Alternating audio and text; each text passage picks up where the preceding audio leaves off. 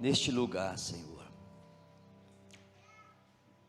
Tempo tão precioso que o Senhor tem nos dado nessa conferência de missões. Senhor, confesso que até eu, Senhor, estou sendo moldado, tratado, ministrado neste lugar. Obrigado por prover este ambiente tão precioso do Ministério Esperança em Castanhal, Pará. Muito obrigado, Senhor. Conceda-nos a graça agora, neste momento, de fazer esse encerramento debaixo somente da Tua misericórdia. Precisamos ouvir a Tua palavra, precisamos tratar nossos corações, precisamos mover nossas vidas de encontro ao Teu coração. Então eu te peço nesta noite, em nome de Jesus, seja o Senhor a nossa direção, em nome de Jesus. Amém, amém, amém. Há um amém bem gostoso. Amém. Brunão, você estava bonitão na hora. Eu gostei, foi muito legal. Poxa. Queridos, vamos trabalhar esse encerramento.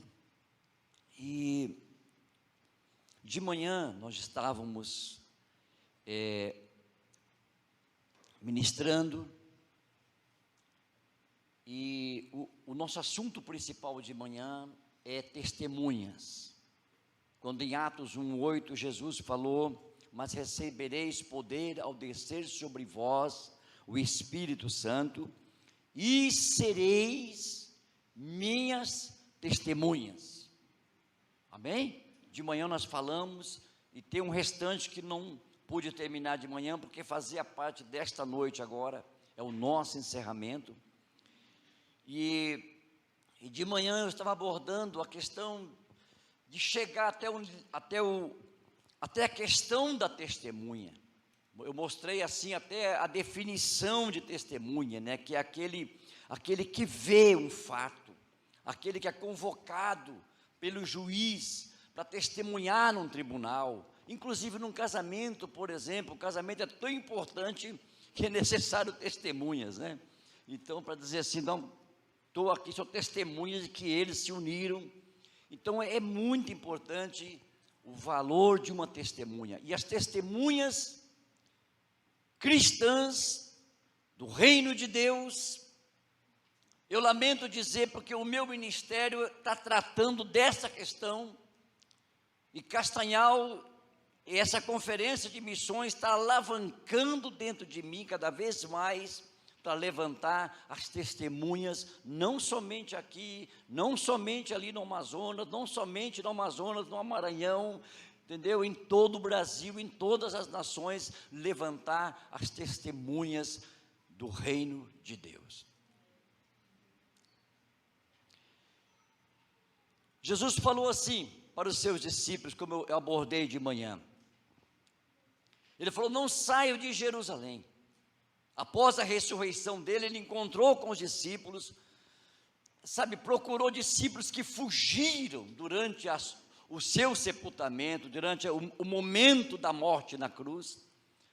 Ele buscou os discípulos, comeu peixe com os discípulos na beira da praia, e começou a dar instruções para ele, e falou assim: não ausente de Jerusalém, espere em Jerusalém, não ausente de Jerusalém, porque vai vir algo sobre vocês serão cheios do Espírito Santo. Ele falou: João batizou com água, mas vocês é diferente, vocês vão ser batizados, imersos no Espírito Santo. E depois ele falou assim: então os que estavam reunidos lhe perguntaram: Senhor, então já que vimos o Senhor ressuscitar dos mortos, e Roma domina sobre Israel, alguns discípulos dele eram zelotes, que queriam libertar Israel do domínio de Roma pela espada, e esse discípulo zelote dele falou: então é agora que o Senhor vai restaurar o reino a Israel? Quer dizer, vamos tirar Roma do páreo, porque temos um comandante que ressuscitou dos mortos. E Jesus falou assim, tirou a parte política do seu discípulo, e falou: não vos compete conhecer tempos ou épocas que o Pai reservou pela sua exclusiva autoridade. Ele falou: não estou tratando de tirar governo, não estou tratando de tirar de política, não estou tratando do poder político, do domínio do homem, eu estou tratando de outro poder. Ele falou assim: mas recebereis poder. Vocês querem poder?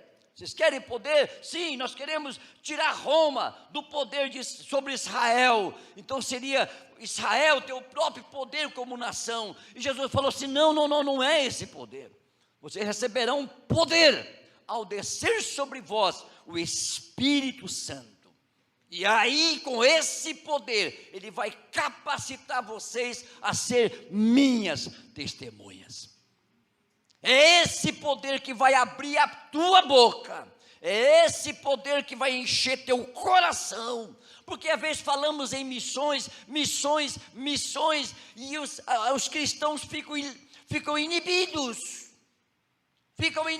porque falou: poxa, eu não quero sair do meu comodismo, eu não quero largar o meu trabalho, eu tenho compromisso na minha casa, eu tenho escola, eu tenho tanta coisa para fazer na vida, eu tenho tanta ocupação, a igreja, o que eu faço com a igreja? Não, a igreja, eu vou dar um tempinho para a igreja, eu vou dar umas horinhas para a igreja, hoje tem culto, hoje tem oração, tudo é difícil.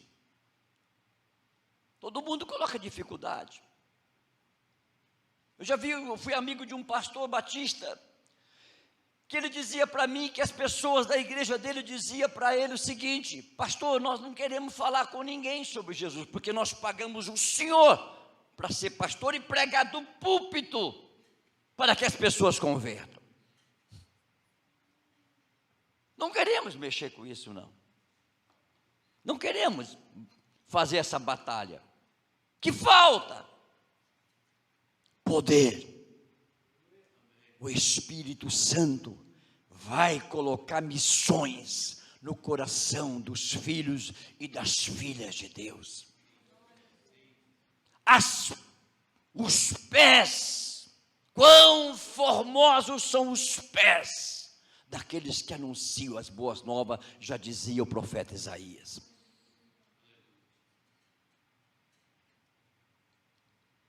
Seus pés não vão ficar parados, sua boca não vai ficar fechada. Você terá muito mais do que uma religião, você terá um poder imenso, que vai mobilizar você.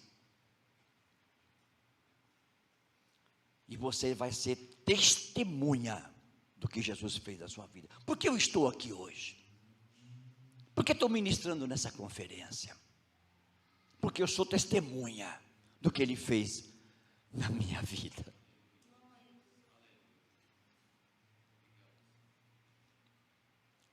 Sou testemunha de como Ele salvou a minha irmã Geralda. Sou testemunha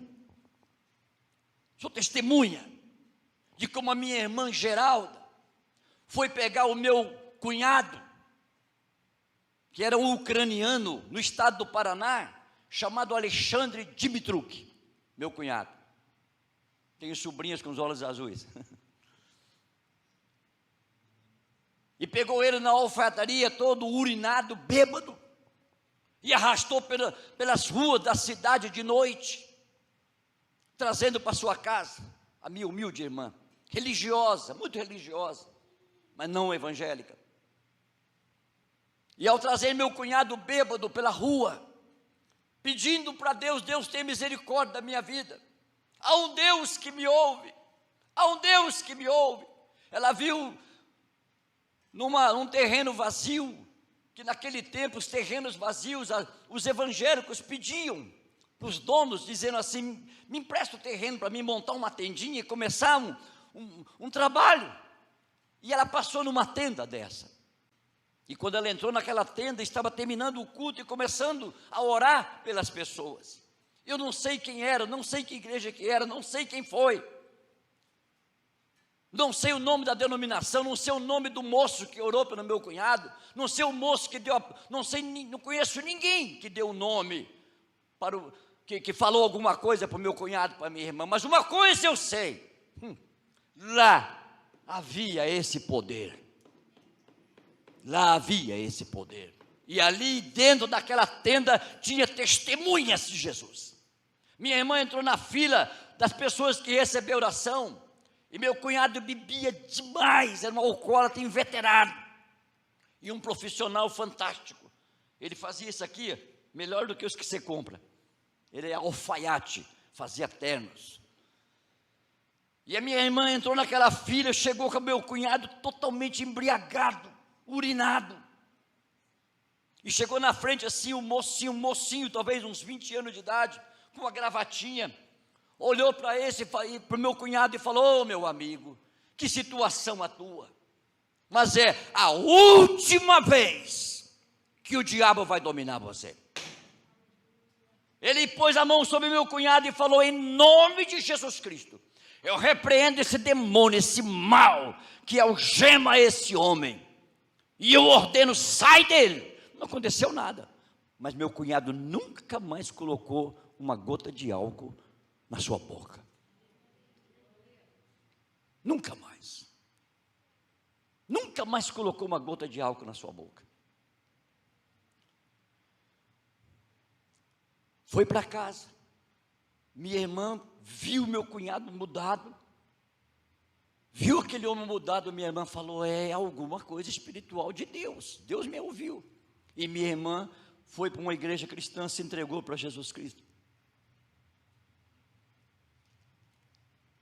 Se rendeu a Jesus, quebrou todas as coisas que ela tinha, que representava a religião antiga, jogou tudo fora, e começou a buscar, a ser uma testemunha viva, do poder de Deus, do poder de Cristo. Ela tinha um filho que estava na droga há 18 anos, e ela tentou de todas as maneiras, depois de crente, libertar seu filho, não conseguia. Ela andava pelas ruas da cidade, e encontrava uma pessoa na prostituição, uma jovem, uma moça perdida, e falava para ela: Jesus te ama, e conduzia ela para a casa dela, dava alimento, dava socorro. Pobre, pobre, pobre.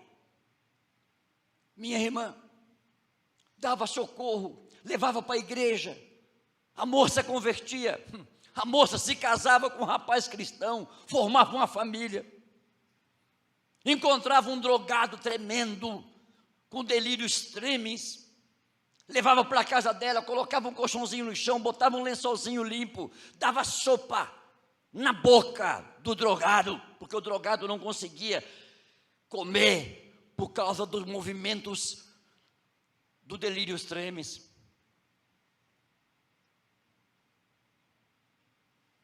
Um dia meu sobrinho chegou com ela, depois de 18 anos de droga, falou: mãe, eu quero me libertar. Ela falou: não acredito em você. Mãe, eu quero. Não, eu não acredito em você. Mãe, eu quero. Então tá bom, o que você quer que eu faça? Me arrume uma casa de recuperação. Ele falou: tá bom. Foram com o pastor dela, e aí no outro estado do Brasil, muito longe do estado do Paraná, o pastor falou: olha, tem uma casa de recuperação em tal estado, muito longe daqui, e tem uma vaga lá. Mandou para a casa de recuperação, muitos anos depois.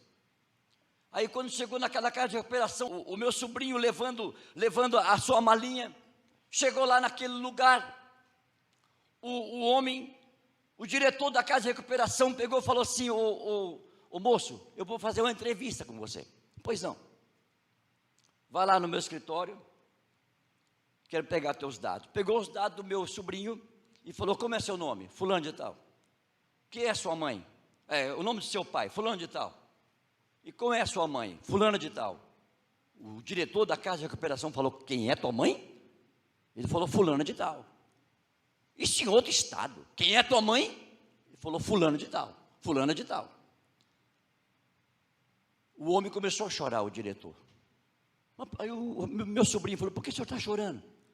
Porque tua mãe, na cidade que você mora, ela olhou nos meus olhos no meio da rua, eu estava drogado. Eu estava com delírios trêmulos por causa da droga. E ela me levou para a casa dela, me deu sopa na boca, porque eu não conseguia segurar a colher. Ela me encaminhou para uma casa de recuperação, ela me evangelizou, falou que Jesus me amava. E eu sou o diretor dessa casa de recuperação. E eu farei pelo filho dela o que ela fez por mim. Sereis minhas testemunhas. Essa mulher saiu da casa dela um dia e foi para a casa onde eu morava. Minha mãe faleceu e eu morava com uma irmã que é 6 anos mais velha do que eu. E eu, essa minha irmã, eu não era crente, eu trabalhava no banco, e final de semana eu comprava uma bebida alcoólica, e eu e essa minha irmã, nós bebíamos aquela final de semana bebendo, e uma tristeza, uma angústia, um vazio na alma, um vazio tenebroso na alma. Essa minha irmã, meu cunhado, ele tinha uma arma em cima do guarda-roupa, um revólver 38, cheio de bala.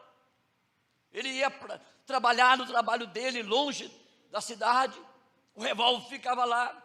A angústia no coração da minha irmã, dessa segunda irmã minha, era muito grande. Eu morava com ela.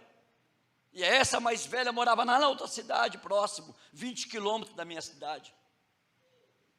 E essa minha irmã, que eu morava com ela, nós entrávamos em tristeza profunda no final de semana. E essa minha irmã, um dia eu estava no banco, meu cunhado foi lá comigo e falou: Epaminondas, corre lá em casa, que a tua irmã bebeu demais, e ela está jogada em cima de uma cama, e nossos filhos estão chorando ao redor dela. Eu corri, peguei meu carro, corri lá, cheguei lá, minha irmã estava jogada numa cama, bêbada, as crianças chorando, o Julinho chorando. O Julinho, você tem uma ideia do Julinho, o Julinho, ele é pequenininho, ele tem quase 2 metros de altura, hoje, ele é engenheiro formado. Tinha o segundo, o Goninho, que um pouco mais baixo do que eu, e tinha a Angélica, uma lourinha, linda, bebezinha. Aí estavam os 3 chorando em volta da minha irmã. Eu cheguei lá, abracei minha irmã, preparei um café, dei café para minha irmã, Eunice. E nós sentamos naquela cama, ela sentou, e ela falou assim: será que Deus se importa conosco, meu irmão? Eu falei: não sei, eu não conheço. Eu tenho uma religião, mas eu não conheço que Deus possa trabalhar conosco. Alguns dias depois, um carro aparece na porta da nossa casa, da casa da minha irmã, e um grupo de missionários, irmãos guerreiros, e a minha irmã mais velha, essa irmã, testemunha, a primeira testemunha nossa, chegou na porta de nossa casa e começou a evangelizar a minha irmã. Eu estava no Bradesco, ainda no banco trabalhando, peguei o carro, me deu vontade de ir em casa, pedi permissão para a gerência, que eu era subordinado naquele tempo, e eu fui até a minha casa. Quando cheguei lá, aquele grupo de crentes ali, a minha irmã sentada, tinha se operado recentemente de uma operação abdominal, e eu cheguei lá, muito estranho aquele clima. A minha irmã mais velha, que era testemunha veraz, estava lá, levando vida para a casa da outra minha irmã. E ali cheguei, a minha irmã, eu estava sentada numa cadeira, essa irmã que estava bêbada, e essa irmã que estava bêbada, um certo dia meu cunhado estava fora de casa, ela pegou, isso é uma coisa antes que eu tenho que contar, ela pegou o revólver, colocou na cabeça e foi dar cabo da vida. Eu não estava lá, eu estava trabalhando também.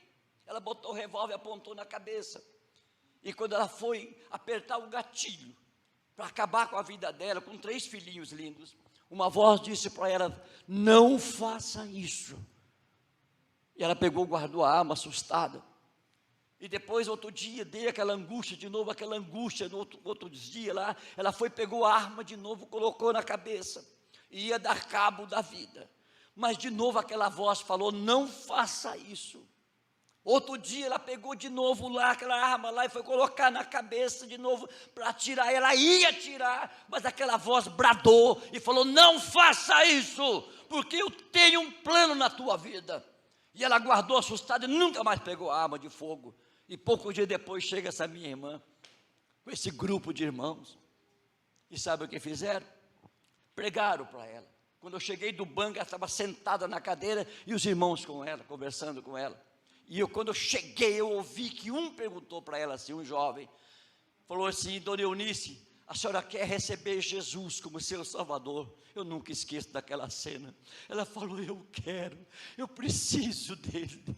E quando ela fez assim com as mãos, ela colocou as mãos em concha, assim, e ela sentada, o poder do Espírito Santo veio sobre a minha irmã do jeito que ela estava, e encheu a minha irmã na minha presença, e ela começou a erguer os olhos e dar glórias a Deus, e começou a chorar, e ela ria ao mesmo tempo, era uma alegria e um choro convulsivo, e ali ela foi cheia da glória de Deus, sabe? Aquele dia mudou a história da minha irmã, ela foi a minha discipuladora, e naquele dia, o jovem olhou para mim e falou, Epaminondas, e você?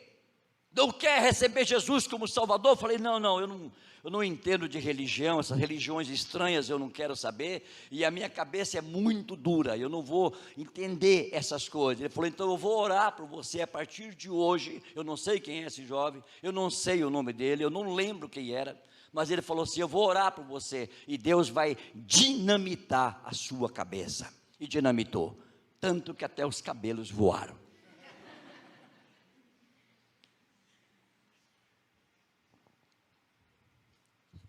Testemunha, diga testemunha. Sou testemunha do que ele faz. Eu sou fruto de uma testemunha.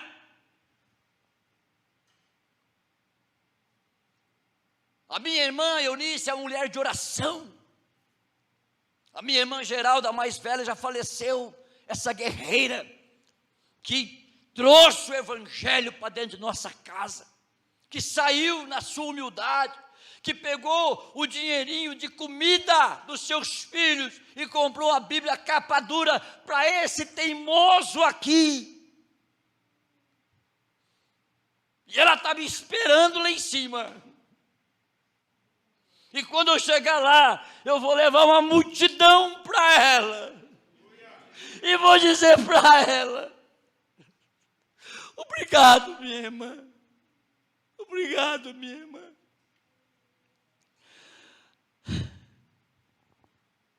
Jesus falou, sereis minhas testemunhas, em ordem. Jesus colocou uma ordem para os seus discípulos, colocou as coisas bem organizadinhas. Ele falou, olha, vocês serão minhas testemunhas em Jerusalém, fale comigo, Jerusalém. Isto, aí ele falou o segundo lugar, Judeia, diga Judeia. Aí depois ele falou o terceiro lugar, Samaria, diga Samaria.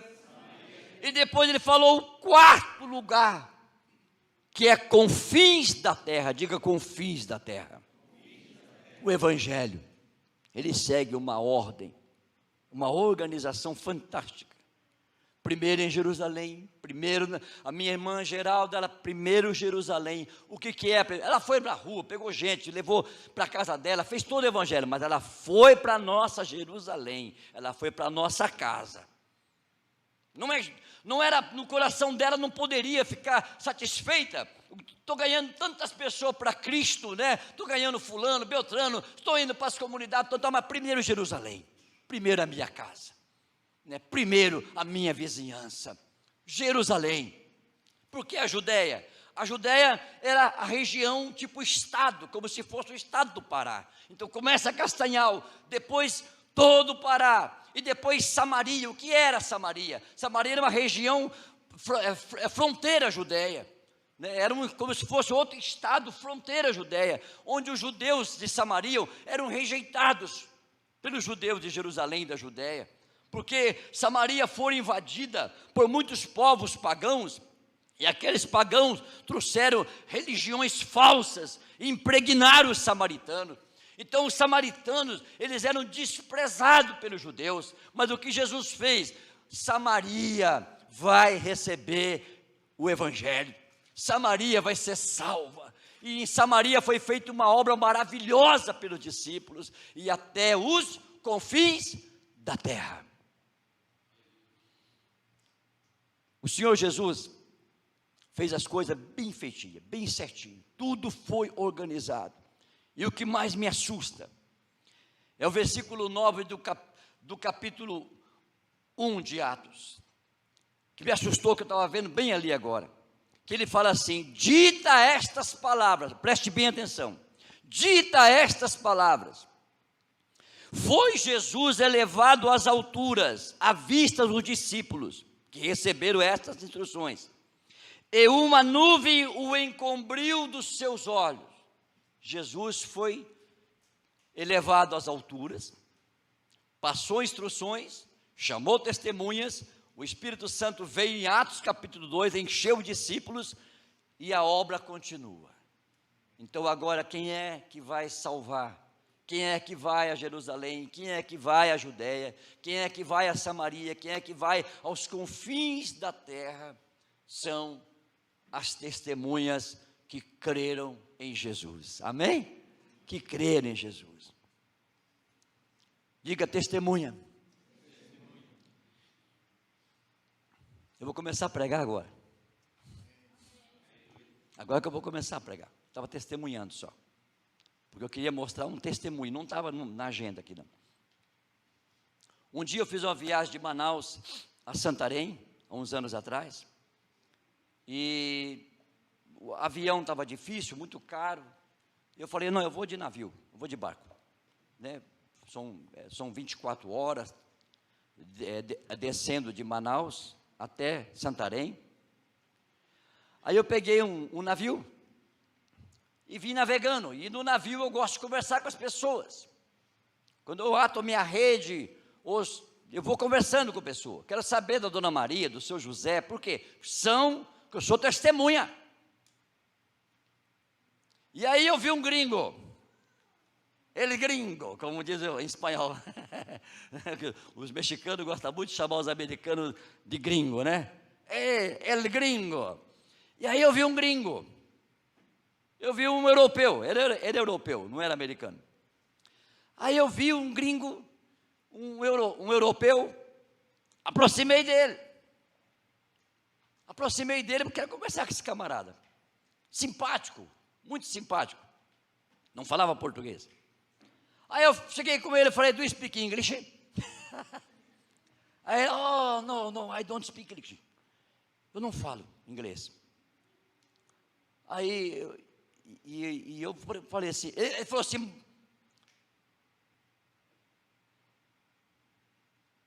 pero yo hablo espanhol. Tu habla espanhol? Sim. Maravilhoso. E eu vim falando espanhol com esse homem de Manaus até Santarém. E hablei. Buenos dias, como está? Muito bem, Estevão, muito bem. Ele passou, acho que muitos anos na Espanha, ele aprendeu espanhol mesmo, né? E o meu espanhol é maravilhoso, porque eu hablo desde pequeno. Falei, então vamos falar espanhol. Hablo muito bem.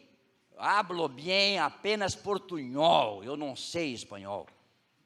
Mas eu entendo tudo, leio um livro em espanhol todinho. E aí eu peguei e viemos no portunhol de Manaus até. Aí perguntei para ele, qual é o seu nome? Qual é o seu nome? Meu nome é Christian. Oh, Christian, olha a oportunidade. Christian, cristão. Cristão em inglês, Christian, cristão. Oh, seu nome é Christian? Você é cristão? Cristão? Que chama cristiano, em espanhol é cristiano. Você é cristiano? Você é cristão? Ele disse, eu sou. Qual a sua igreja? Aí ele falou, protestante. Pô, bom, eu também sou. Eu sou pastor. Tu és pastor. Aí começamos a conversar. Falei, Cristian, que alegria. Poxa vida, de onde você é? Suíça. Era da Suíça. E viemos com portunhol, navegando. Falei, puxa, que coisa maravilhosa, ele é cristão. Quando começamos a conversar, aí quase perto de Santarém, o Cristian começou a chorar e falou, Epaminondas, eu tenho uma dificuldade. Não é a dificuldade minha, pessoal, mas a dificuldade da minha nação. Ele falou assim, eu sou cristão, mas eu conversando com você agora, eu vi que você tem tanta coisa de Deus dentro de você que nós não temos. Falou, o nosso cristianismo lá não existe. Nós temos apenas um rótulo.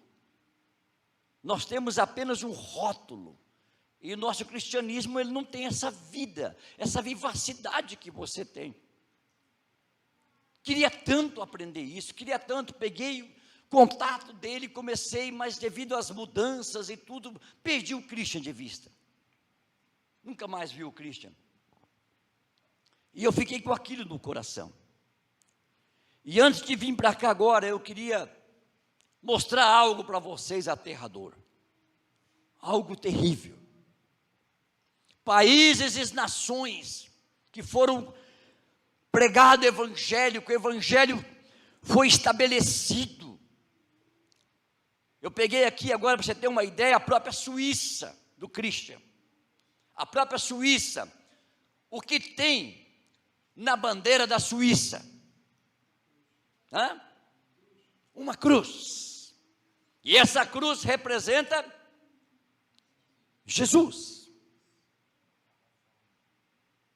O que tem na bandeira da Suécia? Tem uma cruz. É um fundo azul com uma cruz amarela. A bandeira da Suécia tem uma cruz. O que tem na bandeira da Dinamarca é um vermelho com uma cruz. O que tem na bandeira da Finlândia, uma cruz. O que tem na bandeira da Noruega, já falei, tem uma cruz. O que tem na bandeira do Reino Unido, uma cruz raiada, com um raio fulgor do Reino Unido. Reino Unido é uma bandeira azul com uma cruz raiada. A Inglaterra, a bandeira é diferente, ela é branca com uma cruz vermelha. E o que é essa cruz? São nações em que o cristianismo, através de testemunhas, foi pregado. São nações que foram ministras de mandar missionário, inclusive para o Brasil. Foram missionários da Suécia, que foram para os Estados Unidos. E nos Estados Unidos Deus enviou eles para Belém do Pará. E foram esses missionários suecos que fundaram as Assembleias de Deus, que impactou essa nação. Missionários da Noruega foram enviados para o Brasil, foram enviados para as nações. Suíça, li livros sobre o que Deus fez na Suíça, através de ministério, coisas esplendorosas, onde a presença de Deus se manifestou. Reino Unido, Inglaterra. Inglaterra era a rainha das missões. Não podemos esquecer de homens e mulheres que impactaram a África, que impactaram a Índia, que impactaram a América. Todas essas nações que eu estou falando para vocês, só essas que eu peguei, tem uma cruz na sua bandeira. Cristo. Mas agora eu vou dar a notícia mais aterrorizante para você. Mais aterrorizante.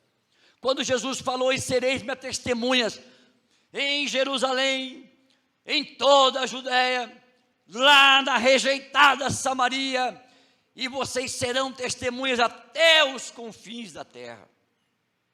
Eu estava ouvindo que o pastor Felipe ali, aquele relato missionário entrando lá dentro do Amazonas, lá para cima, atrás de índios.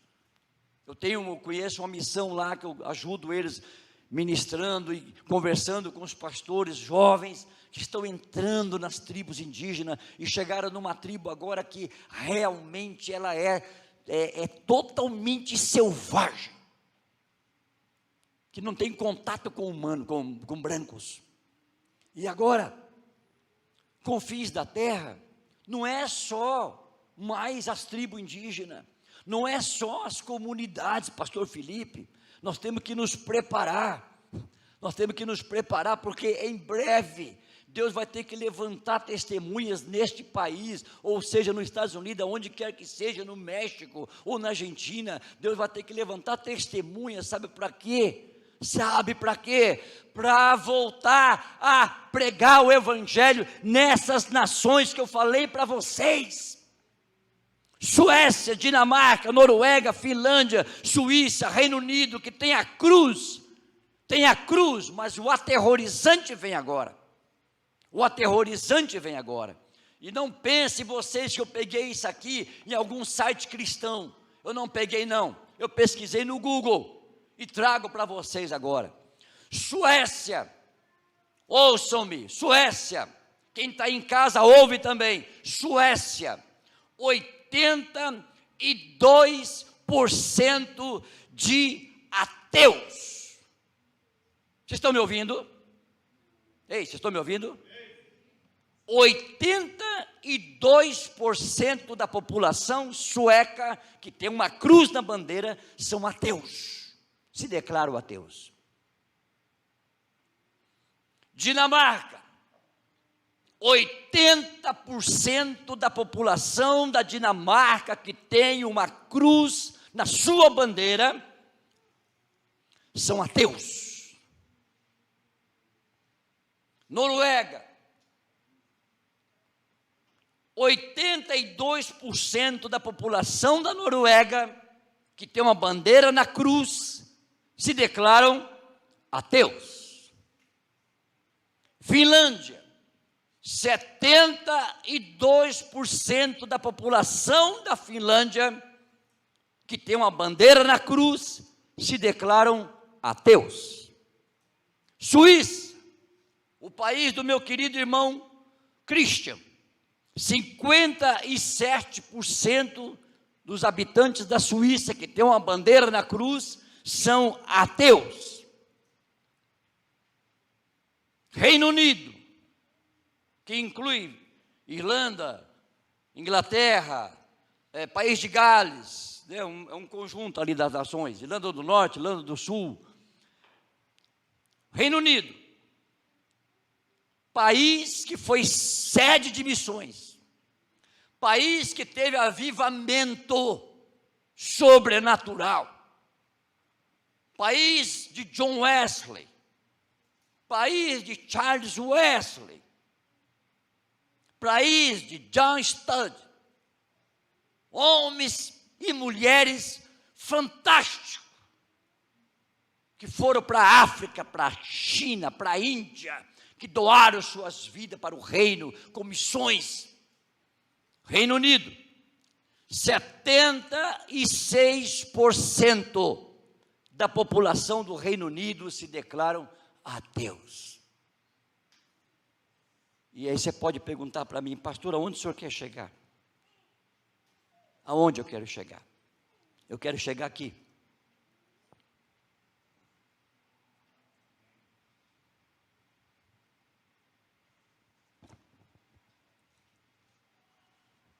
Eu quero chegar aqui. E você pode falar para mim nesta noite, quem está em casa está vendo aqui também. Pastor, mas nossa bandeira, o Brasil tem só 11% de ateus. Só. Mas cresce. Essa população cresce. Aí você vai falar nessa noite para mim, pastor,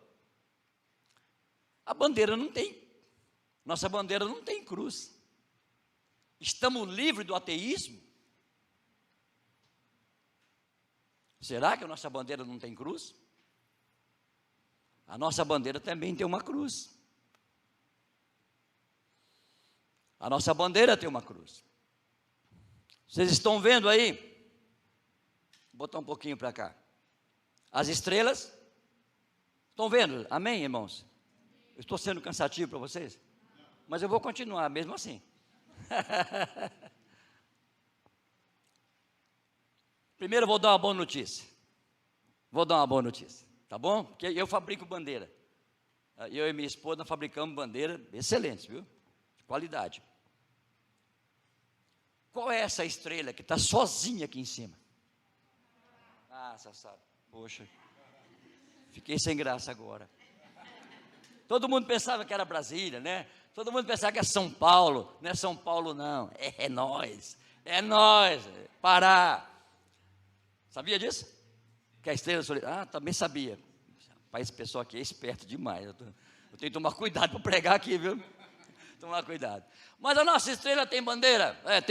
A nossa bandeira tem uma cruz. Tem. Primeiro eu vou mostrar para vocês, isso aqui são constelações. Isso aqui é o céu do Rio de Janeiro, num dia lá de 1889, se eu não me engano, alguém olhou para cima, pegou as constelações e colocou na bandeira. É impressionante, tem uma história. Cada sequência disso aqui, se eu não me engano, são 3 Marias que chamam, né? Aqui é o escorpião. A constelação do escorpião é essa sequência de estrelas aqui, ó. Isso aqui é o escorpião. Essa estrelinha aqui, abandonadinha, aqui embaixo é Brasília. Ela é bem menor do que essa aqui. É bem pequenininha. Mas e a cruz? Cadê a cruz? A cruz está bem aqui, ó. O que é isso aqui? É a constelação do Cruzeiro do Sul. Cruzeiro é cruz. Cruzeiro do Sul. Nós temos uma cruz na nossa bandeira. Uma cruz de estrelas. Nós temos um cruzeiro. Aqui também tem um cruzeiro. Isso prova que mesmo que colocar estrela do Cruzeiro do Sul aqui no Brasil, isso prova que o Brasil é do Senhor Jesus.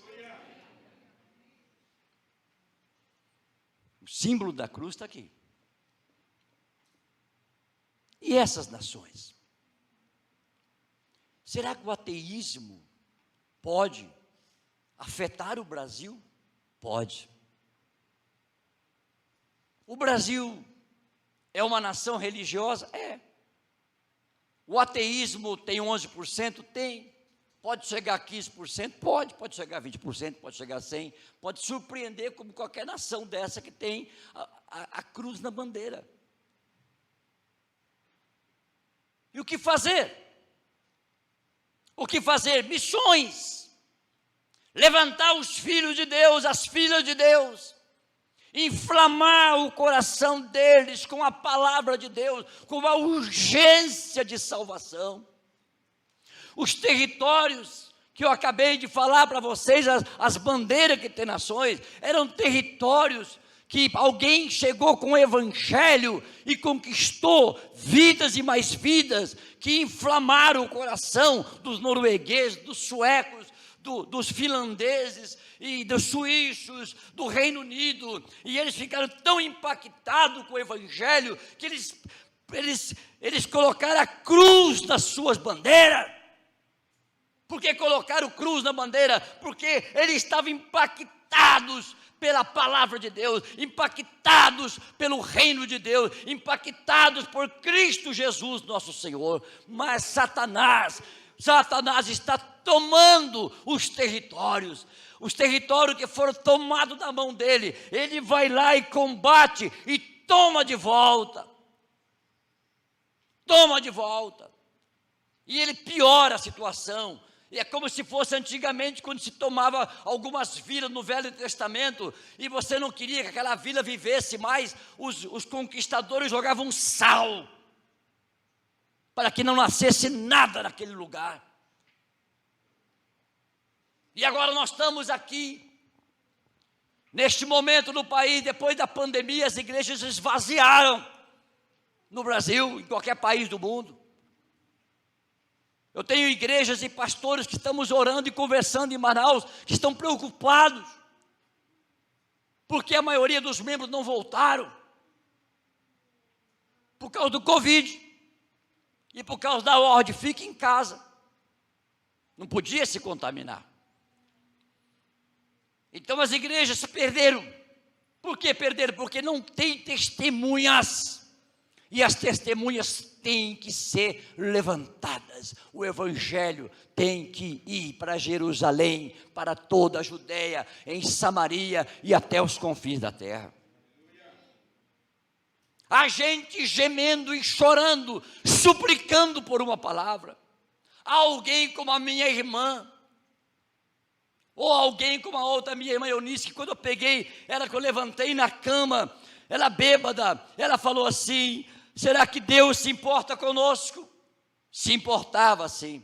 Salvou a minha irmã, encheu com o Espírito Santo. Através disso veio a salvação para mim, veio a salvação para minha família. Meus filhos que nasceram no Evangelho, estão me ouvindo lá em Manaus, nasceram no Evangelho, conhecem a graça de Deus, e serão levantados também no nome de Jesus, como testemunhas verazes, testemunhas verdadeiras, e os lábios deles falarão da glória de Deus, falarão do amor desse Cristo ressurreto, esse Cristo que te ama, esse Cristo que precisa ser levado às nações, e em breve, os países, as nações cristãs que estão passando por um momento bom, vão ter que mandar missionários para este lugar, mas lá, as leis já estão prontas, você não pode pregar.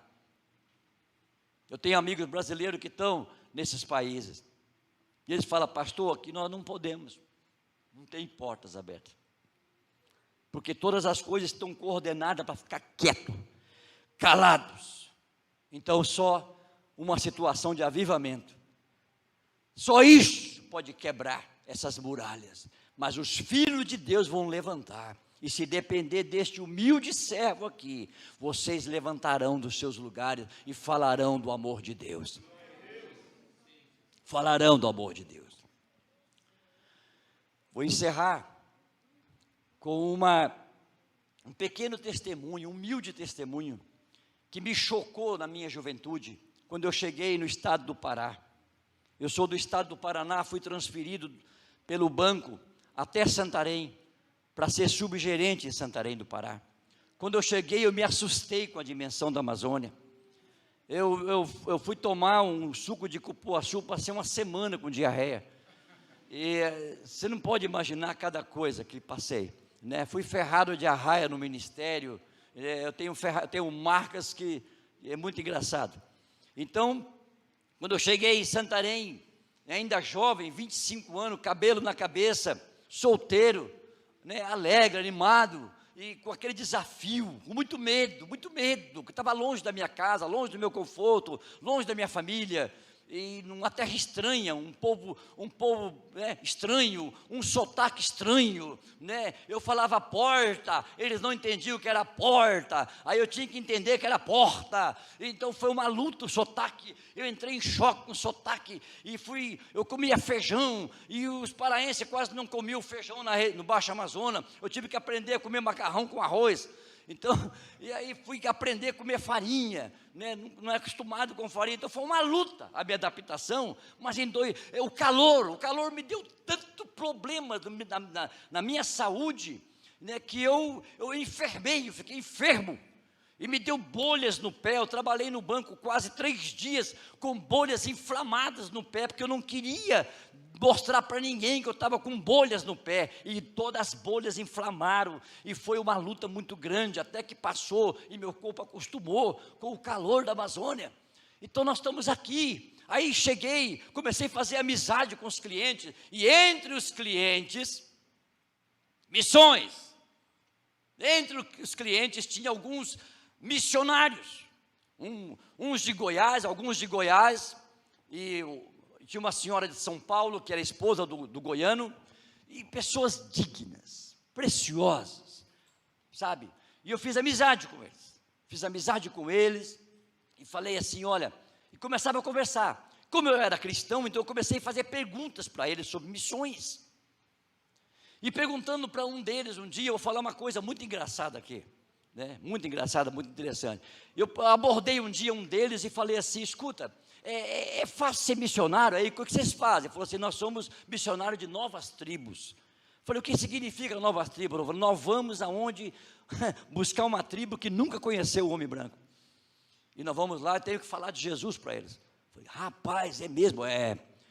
E ele falou assim, e qual a dificuldade? Ele falou, dificuldade tem muitas, corredeiras, rios aonde acaba a parte navegável, nós colocamos a canoa em nossas costas, andamos pela mata, até pegar outra parte navegável de novo.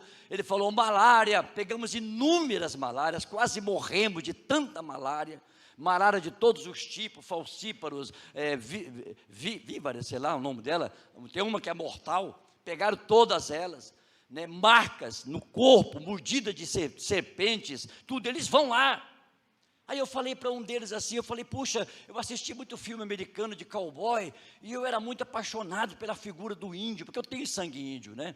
Então eu queria saber, aquela dignidade do chefe, aquela dignidade do índio, é aquilo mesmo? Ele falou, não, Paminondas, não, eles mentem muito, eles são traidores, entendeu? Tem muita dificuldade entre eles não sabem o que é deles, o que é dos outros. Se está lá, ele pega uma coisa e leva, e você fala uma coisa para ele não cumpre. Eu falei, então por que vocês são missionários? Ele falou, porque nós temos que levar Jesus para ele, e Jesus vai mudá-los, e vai salvá-los. Falei, rapaz, e vocês vão? Nós vamos. E esse missionário um dia me contou, eu falei, Paminondas, só para você ter uma ideia, e eu falei assim, mas o que é que te move mais? Ele falou, o que te move mais, eu vou dar um testemunho para você. Eu falei, pode dar, eu nunca esqueci, 1980. Ele pegou e falou assim, olha, um dia nós descobrimos uma tribo selvagem, e levamos um intérprete indígena, que conhecia mais ou menos a língua deles, e aquele intérprete indígena nos ajudou a chegar lá, a conversar, e acalmar, eles assustados, olhando para nós, e aí nós arrumamos um lugarzinho lá para nós colocarmos uma reuniãozinha de noite. E ele falou assim, nós fizemos aquela reunião e nós pregamos o evangelho, anunciamos Jesus para eles. Eles ficaram assustados. Ele falou, alguns converteram, tomaram decisões, e entre eles uma anciã, uma senhora idosa, uma indígena idosa. Aí ele pegou e falou outra reunião, aí outra reunião, eles continuaram fazendo reuniões, e numa daquelas reuniões, aquela senhora idosa, que já tinha tomado decisão por Cristo, e tinha experimentado Cristo, escutem, tinha experimentado o novo nascimento, poucos dias, ela experimentou a salvação. Aquela senhora indígena, era uma vovozinha, era uma idosa, ela experimentou Jesus em poucos dias. A alma dela foi lavada, ela se sentiu salva, na selva, dentro da selva selvagem. E numa das próximas reuniões, ele estava pregando, ministrando, né, tentando explicar mais para aqueles índios. Aquela senhora idosa levanta na reunião, levanta a mão e fala na língua dela. Aí o rapaz falou para o intérprete e falou, o que ela está dizendo? Ele falou, ela quer falar algo. Aí ele falou, pode falar para ela falar. E aquela vovozinha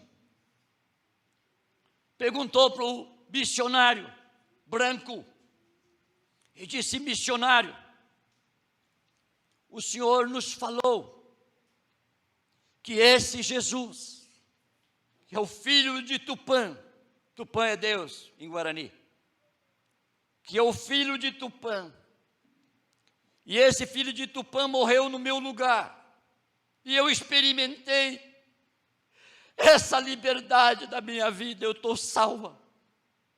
Aí aquela vovozinha falou: e você falou que já faz 2000 luas que este filho de Tupã, esse Jesus de Nazaré, veio para a terra. E vocês conhecem esse Jesus há tanto tempo. E vocês conhecem ele há tanto tempo. A vovozinha falando. E vocês experimentaram há tanto tempo deste amor, dessa salvação. E aquela vovozinha olhou para ele com os olhos cheios de lágrimas e fez a pergunta mais difícil que ele já suportou: por que vocês demoraram tanto? Por que vocês demoraram tanto, missionário? Ele falou para o intérprete falar para ela por quê. O intérprete traduziu na língua dela, ela falou: porque meu pai morreu sem conhecer o que eu conheço. Minha mãe morreu sem conhecer o que eu conheço. Meu avô morreu, minha avó morreu sem conhecer o que eu conheço. E aquela vovozinha falou: não é justo que eu achei tanta graça, achei alguém que me amava, que eu achei alguém que morreu pelos meus pecados, e eu desfrutar disso sozinho. Por que demoraram tanto?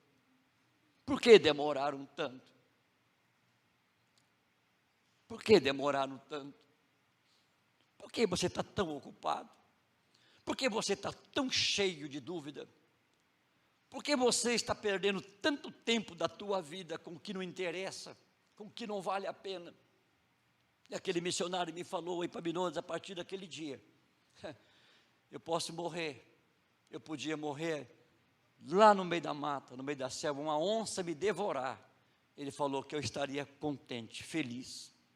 Falou porque aquela vovozinha idosa, indígena, me deu a maior lição da minha vida. Ele falou: eu não paro. Por que você não para? Ele falou: não paro porque ela falou: por que vocês demoraram tanto? Por que vocês demoraram tanto? Por que a igreja demora tanto? O que é que falta para nós? Missões é o mover do Espírito Santo na minha vida, na tua vida. Mas missões também é uma questão de consciência. Não é justo. Não é justo. Ela dizia: não é justo. Que eu descobri tanta glória, descobri tanta luz, descobri, experimentei de tanto amor de Deus. E ela falou: e agora meu pai não pôde, minha mãe não pôde, por que vocês demoraram tanto? Que se vocês viessem antes, né, meu pai, minha mãe, meus avós, né, e nós tínhamos condições de ir, mas não fomos. Então eu queria deixar para a igreja esta noite, no encerramento desta conferência de missões, eu queria deixar a pergunta dessa vovozinha indígena, né? Deixar a perguntinha dela para vocês, né? Por que vocês estão demorando tanto? Por que vocês estão enrolados em seus pensamentos? Por que vocês não se preparam para ir aos povos? Por que você não sai da sua casa para dar um bom dia para o seu vizinho, que é missões? Por que você não sai da sua casa, ou quando você vai para o supermercado, por que você não abençoa aquela pessoa que te atendeu? Por que você está demorando tanto? Eu quero fazer um apelo nesta noite agora, quero encerrar esta palavra. Eu quero fazer um apelo nesta noite, muito especial. Eu vou voltar para minha casa, depois que terminar, nós vamos para os rios agora, vamos para algumas comunidades, Paritá, e depois, dia 25 eu vou para minha casa. Eu vou para minha casa com um propósito muito mais forte do que eu vim para cá. Eu não ministrei para vocês, eu fui ministrado nesse lugar. Eu não vim trazer aqui nenhum movimento para vocês, eu vim me movimentar. Aumentou muito a minha responsabilidade agora. O clamor dessa velhinha indígena, dessa vovozinha indígena, vai impactar a minha vida. Por quê? Vocês demoraram tanto.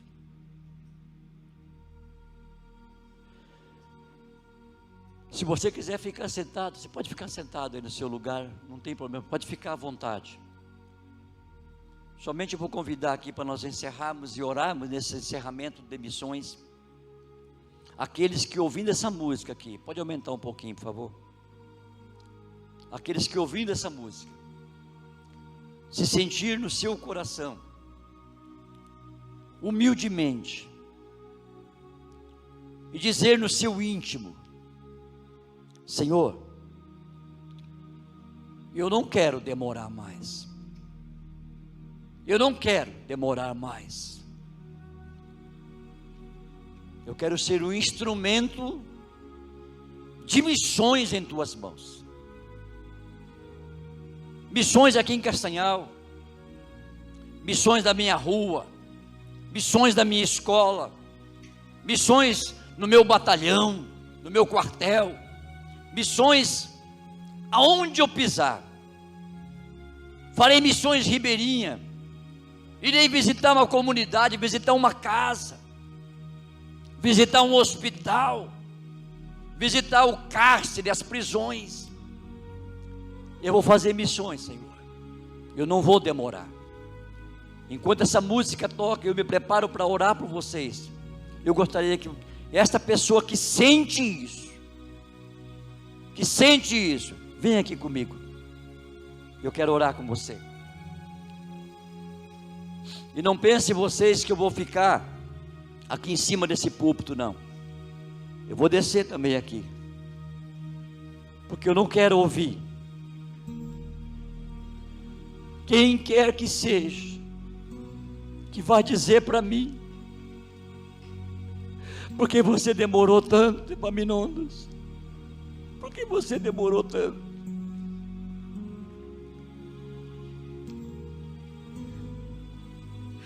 Eu não quero demorar mais. Meu ministério não vai demorar mais, não. Eu vou me dedicar mais e mais. Pai Celeste, em nome de Jesus, estamos aqui, Senhor amado, humilhados diante de Ti.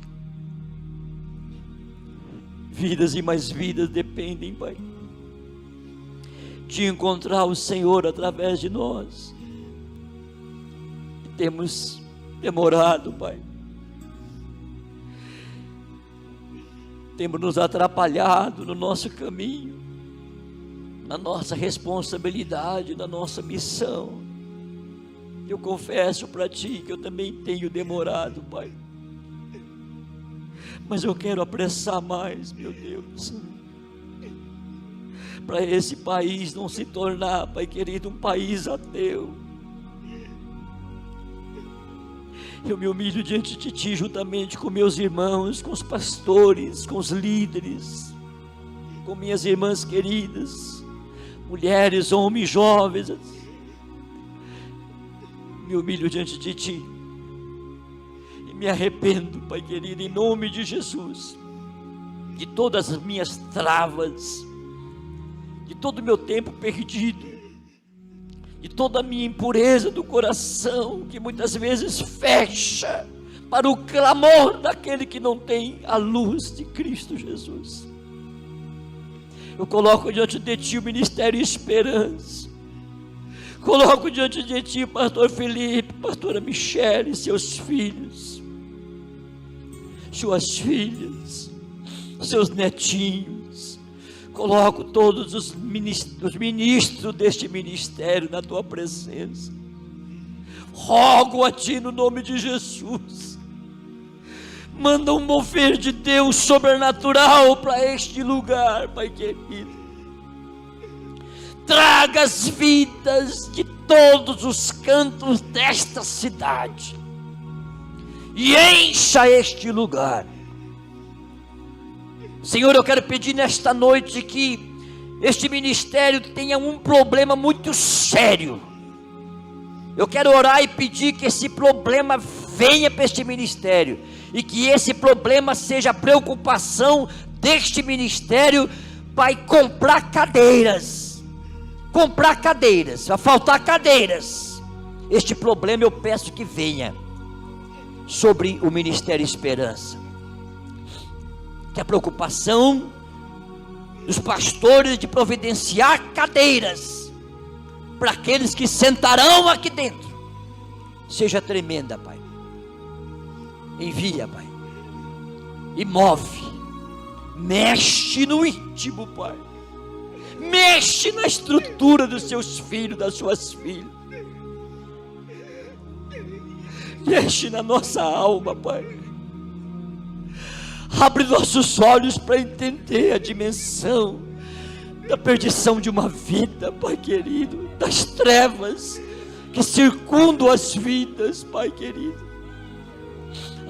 Pai, Pai, nos coloca diante de Ti, nos colocamos diante de Ti nesta noite, somente com um pedido, meu Deus, somente com um pedido: que ninguém fale para nós porque demoraram tanto. Essa vovozinha indígena já está com o Senhor há muito tempo, já está na sua glória, desfrutando do céu.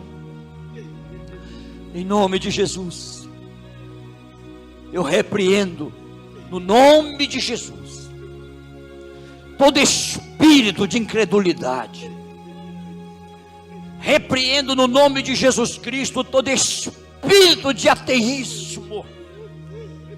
Eu luto no mundo espiritual nesta noite, que travas, algemas e correntes que prende seus filhos, que prende suas filhas, caiam por terra em nome de Jesus Cristo.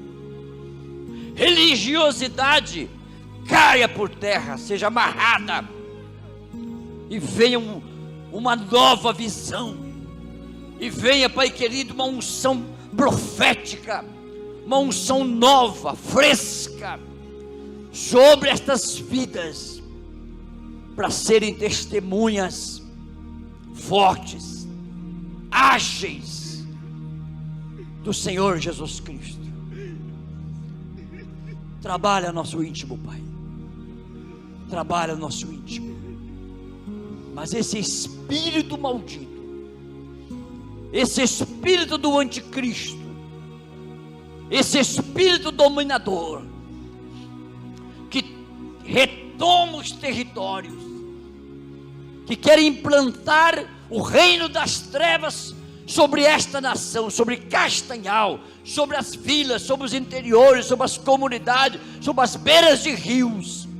Esse espírito nós confrontamos e ordenamos no mundo espiritual: saiam, sejam amarrados e retirados, porque a glória do Senhor vai brilhar, e as testemunhas que estão aqui, Senhor, serão levantadas de uma maneira sobrenatural, em nome de Jesus. Em nome de Jesus, digam amém, amém e amém e amém. Deixa bem baixinho. Irmãos, vou passar para o vosso pastor, para a vossa pastora a palavra.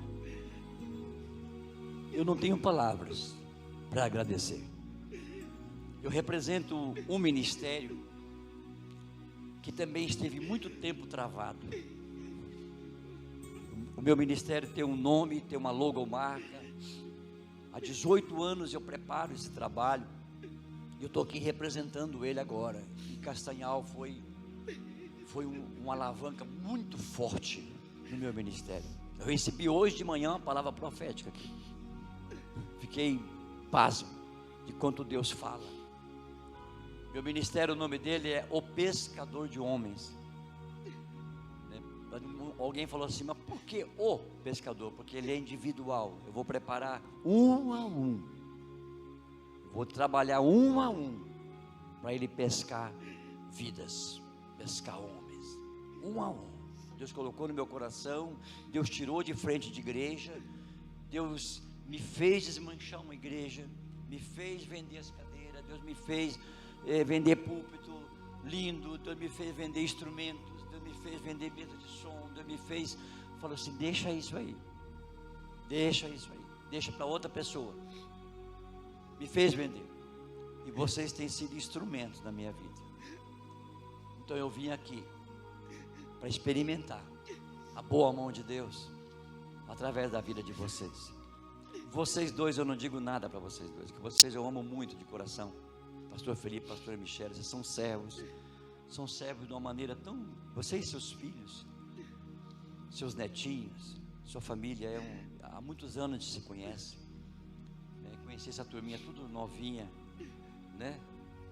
Rebeca, Debe, a turminha todinha de vocês, todos os seus filhos, filhas, e então vocês são muito preciosos. Quero agradecer de todo o meu coração. E o Ministério Pescador de Homem agradece a vocês, agradece a todos vocês. O Ministério Pescador de Homem e a minha preciosa família que está orando por mim lá em casa. Agradece a vocês também por todo o amor que vocês têm dado, e carinho e atenção, e da maneira como Deus falou comigo aqui, neste lugar. Eu fui muito ministrado, muito fortalecido, e quero louvar a Deus pelas suas vidas. Então o vosso pastor está com a palavra, né? Não sei mais o que você precisava.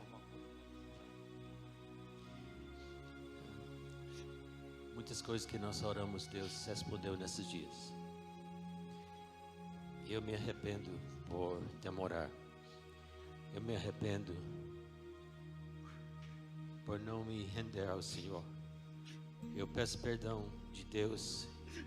E diante de vocês eu confesso que eu preciso me dedicar mais. Muito mais, muito mais. Esses dias Deus quebrantou meu coração dizendo que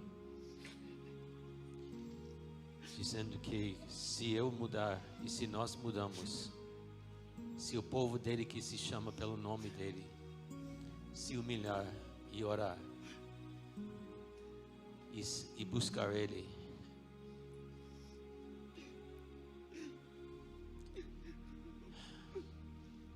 e afastar dos nossos maus caminhos, ele ouvirá do céu e nos dará o que nós oramos e pedimos, avivamento. Ele sarará esta terra, Ele curará nossas famílias, Ele visitará a igreja e cada reunião com poder. Pastor Epaminondas, nós não temos palavras para agradecer. Você foi um instrumento de Deus, na hora certa, nos dias certos.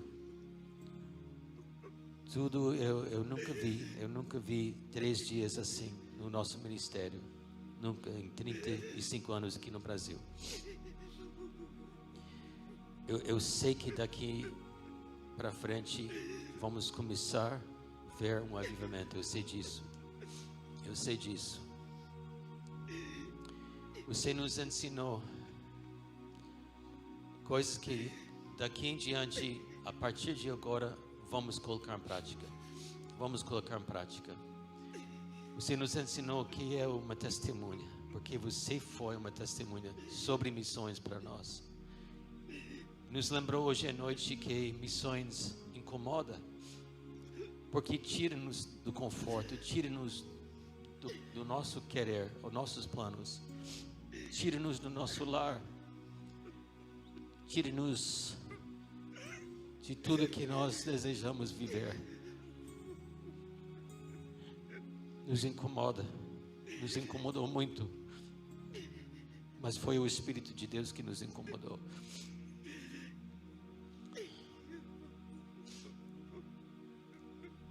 Eu quero declarar que com 68 anos de idade, eu pensei que eu mereço descansar mais. Deus falou, estou errado, estou muito errado, eu preciso trabalhar mais. Então, eu vou trabalhar. Vamos alcançar os rios, vamos alcançar Castanhal, vamos alcançar, mas vamos juntos. Deus quer que nós vivemos com corações quebrantados e humildemente seguindo Ele com essa humildade. Nunca perca um coração quebrantado, porque as pessoas fora, as pessoas que não conhecem Jesus, pessoas que nós desejamos ver Jesus, como nós aprendemos, eles gemem para a manifestação dos filhos de Deus. Eles clamam por respostas como sua irmã. Isso me arrasou, porque Castanhal está cheio, como todo lugar aqui no Brasil está cheio. Quem vai levar a palavra de esperança? Então, Pai, diante do Senhor, na sua presença, esse mover do seu Espírito. Nenhum homem, nenhuma pessoa poderia produzir o que nós estamos experimentando hoje à noite. É o Senhor que desceu sobre nós e nos despertou. É o Senhor que está dizendo que eu quero vocês. Vocês são úteis. Eu preciso de vocês. Sim, Jesus. Vamos para Guamá, Rio Guamá, vamos para Rio Acará, vamos para Rio Moju, vamos para 10 sistemas de rio aqui nesta região. E em nome de Jesus, Pai, nós nos comprometemos com 3.000 igrejas deste ministério, 3.000 igrejas, mas não por força nem por violência, mas por seu Espírito, diz o Senhor. E por seu Espírito, Pai, nós nos rendemos a Ti, a uns aos outros, reconhecendo quem Tu és e quem nós somos, e diante do Senhor, nós recebemos a capacidade pelo seu Espírito, que desce sobre nós este poder para nos capacitar, e em vez de só meditar e pensar sobre essas palavras e esses dias, vamos colocar em ação, abrir nossa boca, em vez vendo que a cruz nessas bandeiras não foi a resposta para mudar os países. Então não é a cruz na nossa bandeira, não é a cruz nem na nossa igreja, nem na nossa roupa, nem no nosso pescoço, mas é nós tomando a cruz e morrendo para nós mesmos e seguindo Jesus. Tomai a sua cruz e siga-me, diz o Senhor, disse para nós. E dizemos sim, Senhor. Tomamos a nossa cruz e prosseguimos em frente. E, Pai, oramos pela viagem amanhã para Moju. Oramos por aquela comunidade que um dia, uma das primeiras vezes que entrei na boca do Moju, perto da boca do rio Acará, eu vi aquele anjo guerreiro em pé no rio, com os pés por cima das águas, com a espada desembainhada de fogo.